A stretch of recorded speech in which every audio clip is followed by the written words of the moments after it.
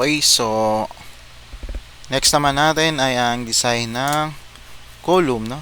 So mabalik ulit tayo sa STAAD Pro. Then click natin si Advanced Concrete Design or si RCDC. Ayan.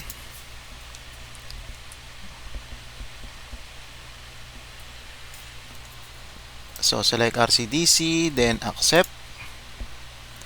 So name is, so pwede nating PC3 na lang, PC3 column. Tapos client, URS, JLC, and NSCP. So this time is column, then create project.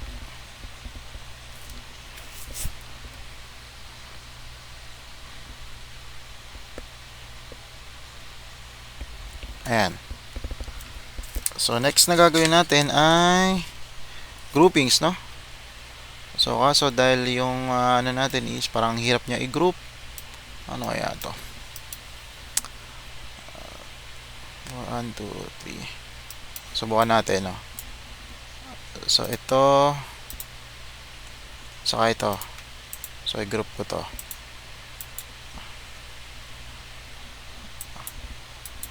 Okay, mag right click.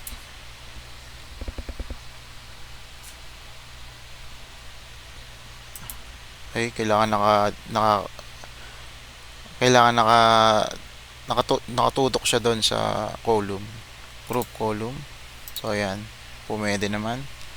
So ano ba pwede nating i-group? Ito, siguro itong tatlo. Hindi, siguro ito na lang. Saka ito, group. Ayan, column C2 cannot be group. So ayan, may minsan ganyan, no?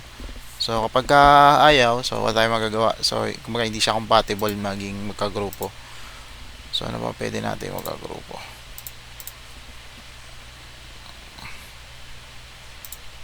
So siguro itong mga gitna. Ayan natin. Group. Gumana ba?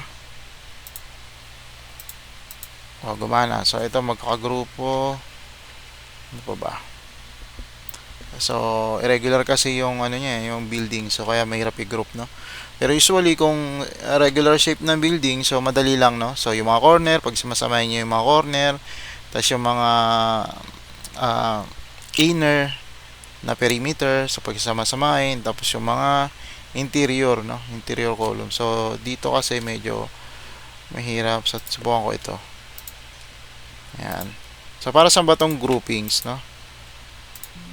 So ito ayaw din, hindi daw siya compatible. So sa grouping, kumaga, katulad din sa beams. So once na na-group mo itong kunyari itong apat, kunyari gumana itong apat na to, kung isa sa kanila yung mag-govern, no, or yung pinaka-critical sa kanila, no, yun na yung magiging design ng lahat ng column na kagrupo niya, no. Parang medyo pagsama-samahin natin yung mga similar na column. So kaso dahil irregular shape ito, medyo mahirap i-groupings, no. So ayan, as is na lang muna natin, no? So ito lang na i-groups natin. Saka ito. Saka ito yata. Ito nga ba? Hindi. Ito nga ba? O grupo na ito yata. Wala. Yun lang, no? Dalawa lang ata na grupo natin. Ayan. So gusto siguro yan. So proceed na tayo sa basic load, no? Punta tayo ng setting. So C1. So ito nga pala yung ano, yung main bar, secondary 25. So pwede natin itong baguhin, no? So alam ko pwede siyang baguhin dito. So dito muna tayo magbago sa game muna natin basic load cases. So same lang din sa beam. So select all natin, then lipat natin dito. Then okay. Tapos add from analysis. So do you wish to remove duplicate linear? So no. Tapos ganun ulit. So uncheck lang natin yung Siyempre, gagamitin ulit natin is 100 series. So, select ko lahat si 100 series. Ayan. So, uncheck natin tong 200 series. Ayan.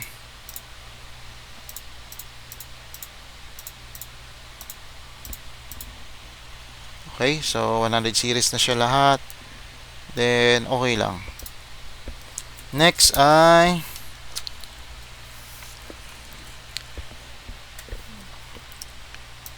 design setting. So perform ductile design ulit. So, ito hindi na nakiklik, no? So, syempre that is special pala. Ito nakiklik ulit, no? 0.75. Ayan. So, kaso labo siya dito, no? So, 0.75 lang natin to. Tapos, response modification, syempre ito ay 8.5 dahil concrete. Tapos, next ay so, check natin si optimize design. Tapos, ano ba?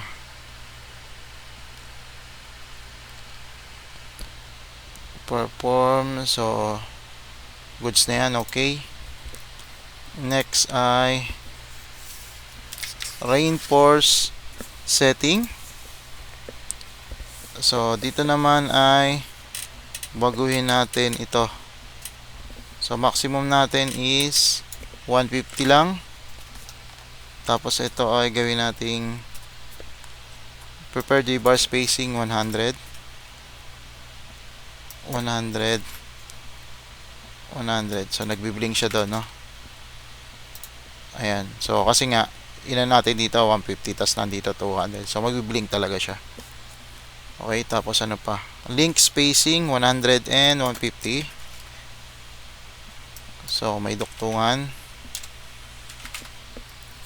Next, spacing round off natin is 10 mm lang. Tapos, so, although hindi tayo gagamit ng walls, so, tie, style, so, close. Ayan lang. Next, use bundle. So, dito pagdating sa column rebar, so, medyo laki-laki na natin dito. Gawin na natin 16, no? Ayan, 16 ang minimum yung main bar. Tapos, syempre 32 lang ang maximum na bakal size. Tapos, sa shear wall rebar, actually wala naman to. Hindi naman talaga gamitin. Pero sige, lagay na lang natin. 1032, link rebar is 10 and 12. Ayan. Okay na yan. Then, eto okay na ba to? Shear wall, 25. So, goods na yan. Okay lang natin. Ayan. Next ay yung eto, no?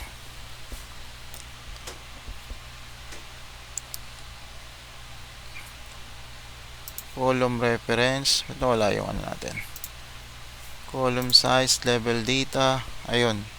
Sa level data. So, gayahin natin sa beam, no? Usually naman kasi magkakaparehas siya, no?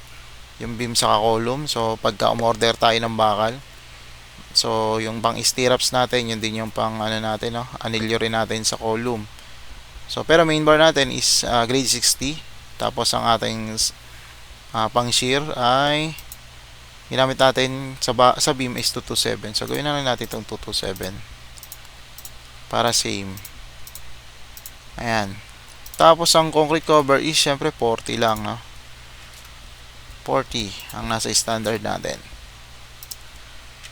So, kasi superstructure siya, so hindi siya exposed sa earth, no?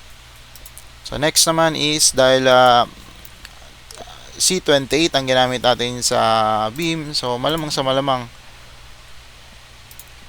is C28. Ano nangyari? Bakit gumanon? C28. Ayan. Ito kasi, no? Hindi ko pala ito select. So, ito pala iba yung beam, no? So, usually, mas mataas ang compressive strength ng column compare sa beam. No? Kunyari, hindi sila magkagaya. Hindi sila magkasing ng design ng compressive strength ng concrete. So usually mas mataas ang column. Syempre siya magbubuhat ng slab and beam, no? Pero mas safe naman yung same lang, no? Kasi monolithic naman to pag binuhusan. So C28 ang column natin, so beam natin is C28 din. Ayan. Tapos F grade 60. Ayan na. So next is, kung okay na yan, next natin ay design na, no? Ayan.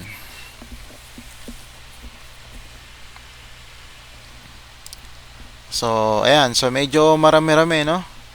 So nga pala, pagdating sa column, lahatan na siya, no? So mula 0 to 3, 3 to 6, 6 to 9, and 9 to 12. Ayan, so mapapansin nyo, ang daming red, no? So isa-isahin na lang natin. Okay.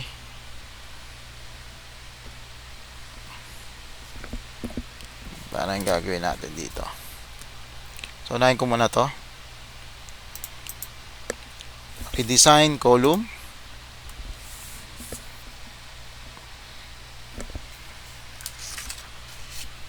So 300, so gawin ko 350 by 350.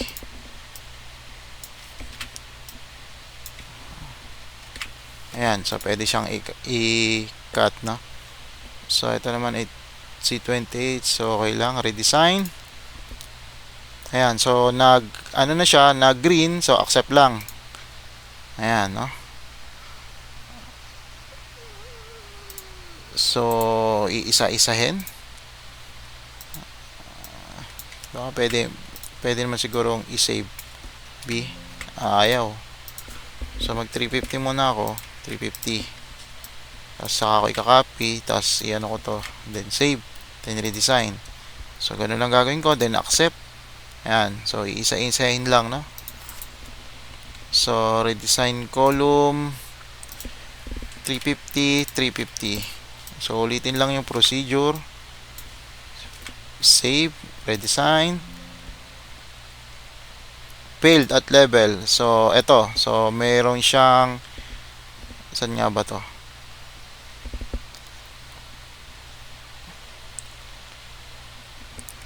Sino ba to? Si C9. Saan ba sa kapeso si C9? Cancel muna natin.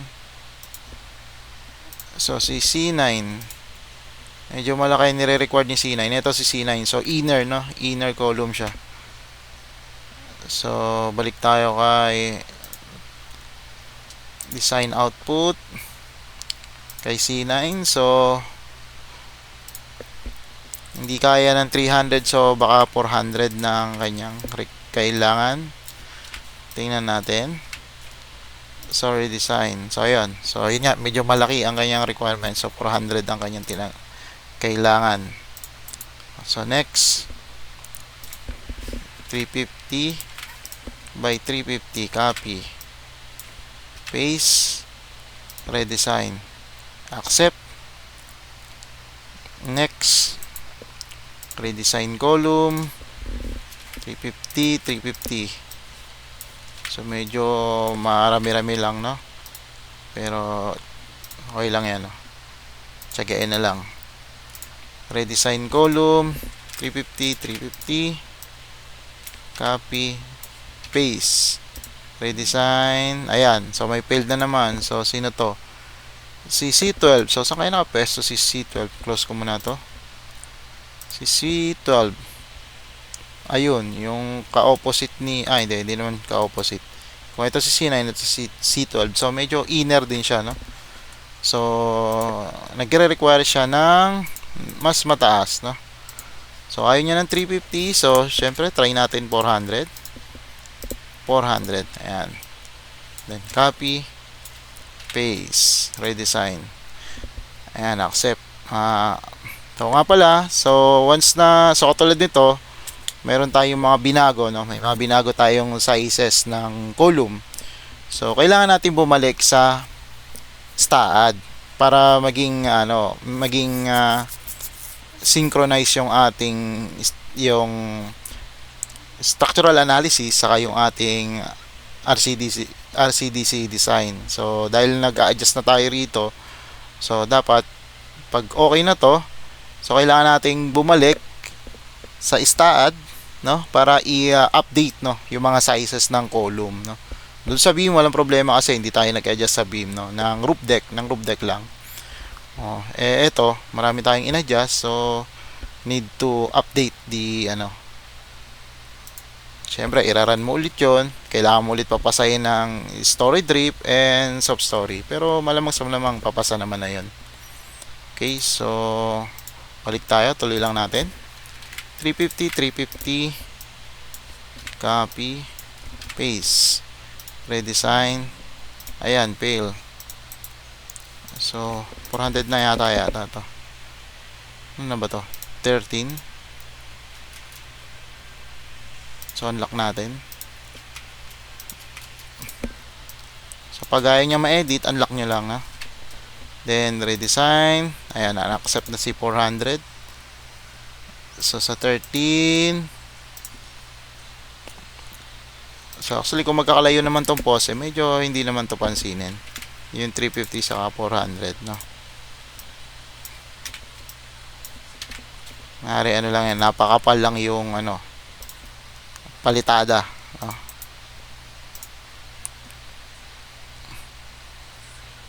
ito C15, so 300. So ito katulad nito, may pasado yung 9 to 12, yung nasa pinakataas niya pasado siya as 300. Ayan. Pero yung tatlong baba niya is hindi, no? So kailangan natin baguhin. So syempre para sa akin mas maganda ng pare-parehas yung column natin hanggang tumaas, no, kaysa yung i-reduce pa natin, no. Redesign column 350 copy paste, redesign, accept, next. So 350. So syempre nakabase ang design natin sa weak beams, strong column, so kaya dapat talaga is mas mataas or mas yung design natin ng column mas matibay. Accept. So redesign 350 copy paste. Ayun, fail na naman si 19. So nasaan ba si 19? Ito si 19. So inner din, no. So malaki ang pangailangan niya. 19. So gagawin nating 400.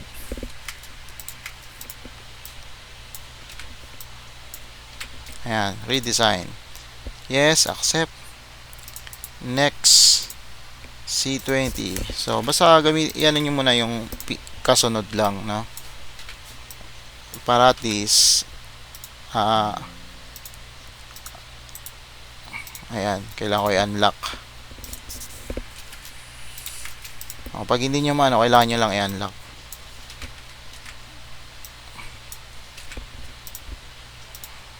Ayan, accept. Redesign 350. Redesign, accept, redesign. Pero tutusin mas madali ang column kasi lahatan na siya.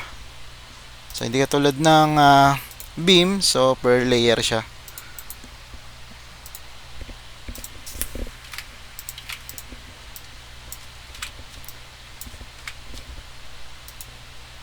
Yes, accept. So ilan na lang? So tatlo na lang. 350 copy paste, accept, redesign 350 copy paste, accept, last one 350 redesign, accept. Ayan. So, pag goods na, so green na lahat, so ibig sabihin, pasado na yan. So, ito na rin yung bakal niya, no? So, once na mapapansin nyo, lahat, mga pasado lang nilalagay niya ng bakal, no? Pagka failed siya, so hindi niya muna nilalagay ng bakal. So, ayan, katulad nito C1, 8 na number 20. Ayan, medyo mas malalaking bakal yung nilagay niya, no? So, hindi siya nag-stick lang sa 16, no? May mga 20 siya. Ayan. So, ang next natin gagawin is, kapag okay na, green na lahat, so proceed na tayo sa detailed drawing. So, punta tayo ng reports. So, dito tayo sa detailed drawing. So, ba't kaya hindi text, no? So, dito na lang sa detailed drawing. Tapos, select natin lahat. Ayan. Then, okay.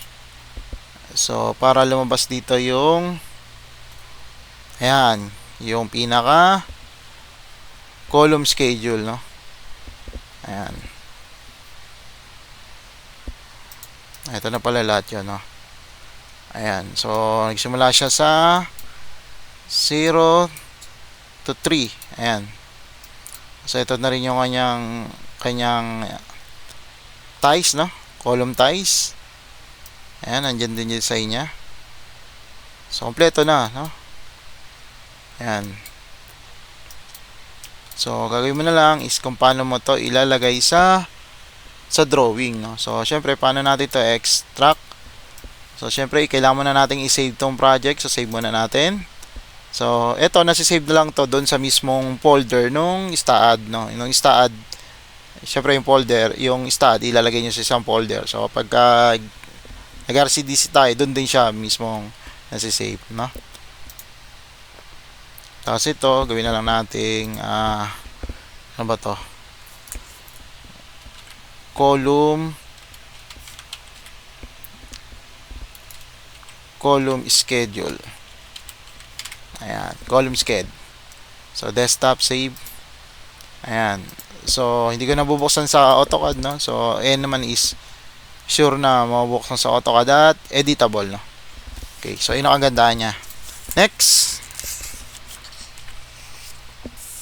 Siyempre, bukod dito sa column schedule, so pwede rin nating ang elevation. So, ito yung parang kumbaga typical elevation ng no?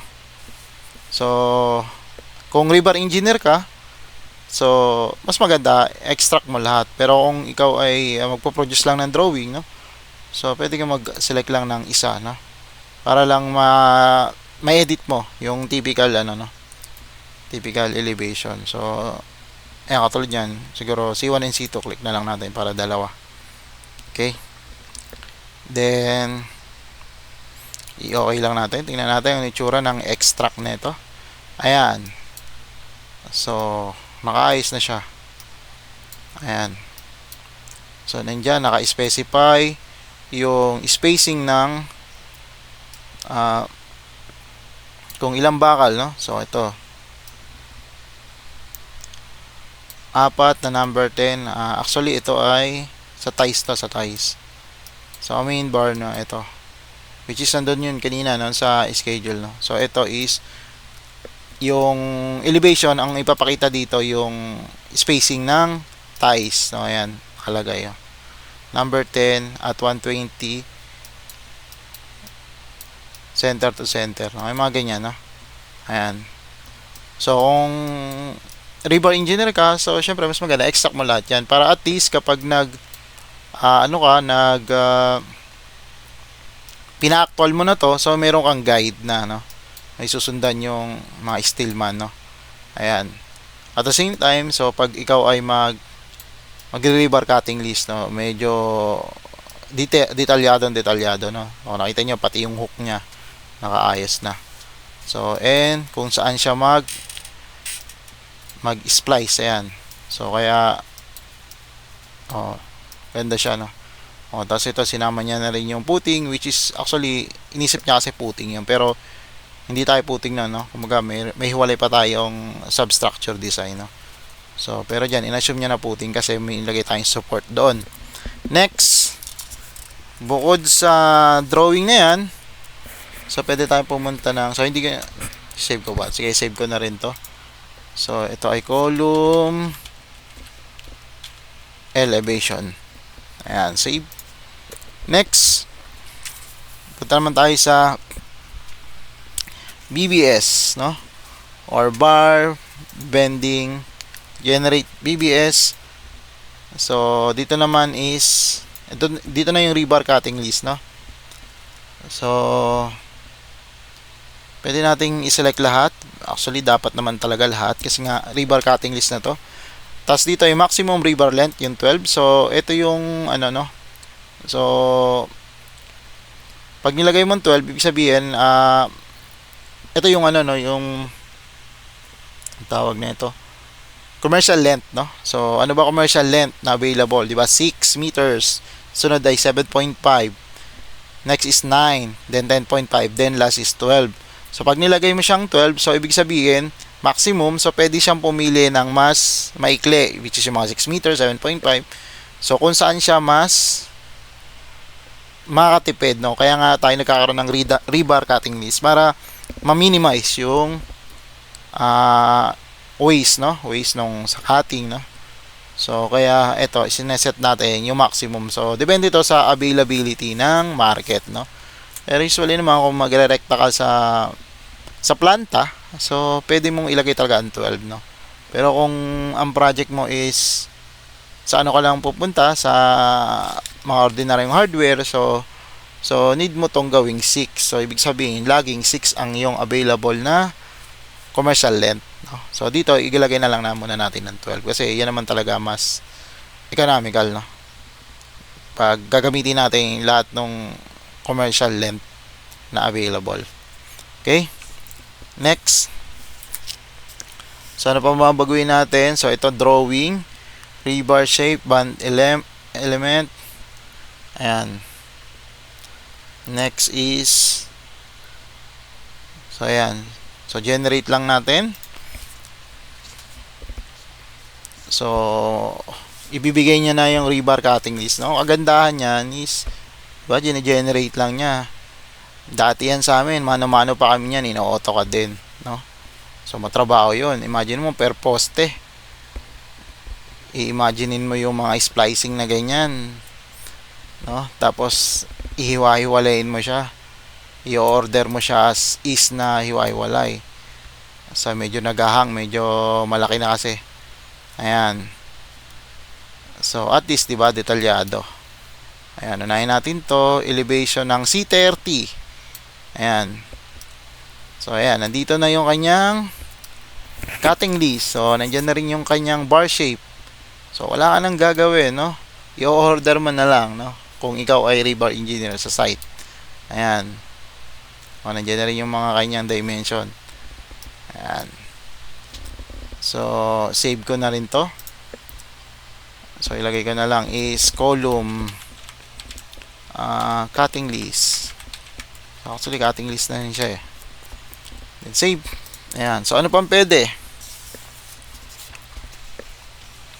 So, syempre, design calculation, no? So, saan yun? Ano ko sa report yun? Design calculation, ito. Ayan. So, syempre, select muna tayo isa lang, no? Huwag na natin pakita lahat. I-okay lang natin. Ayan. So, ayan yung design niya, no? So, naka NSCP 2015. Nakita niyan. Ayan. So, pag i-save mo, ganun ulit. Ganun din. So, save mo lang to. Then, column calc. Ayan. So, save lang. Next. Ano pa ang pwede?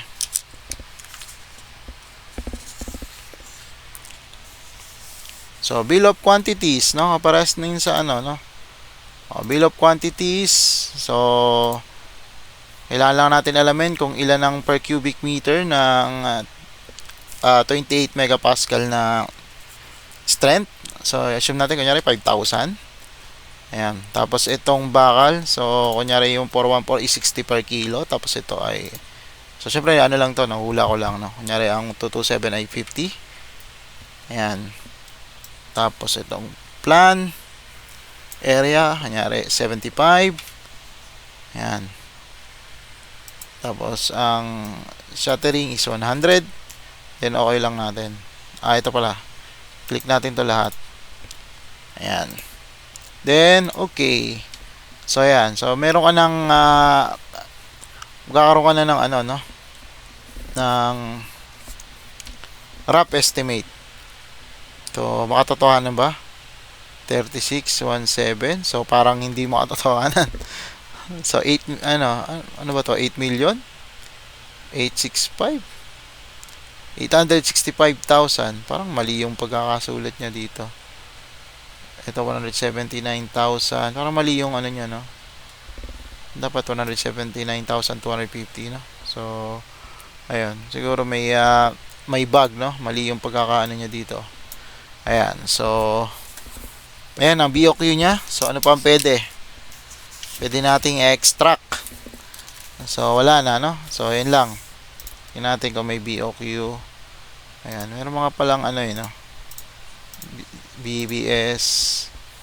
Ayan. Pwede na pala natin itong i-save. No? Ayan.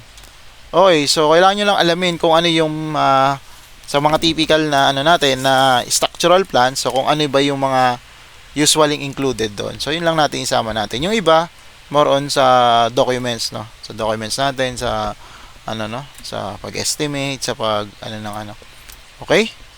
So, yun lang ang about sa design of column using RCDC and STAAD. Okay, thank you.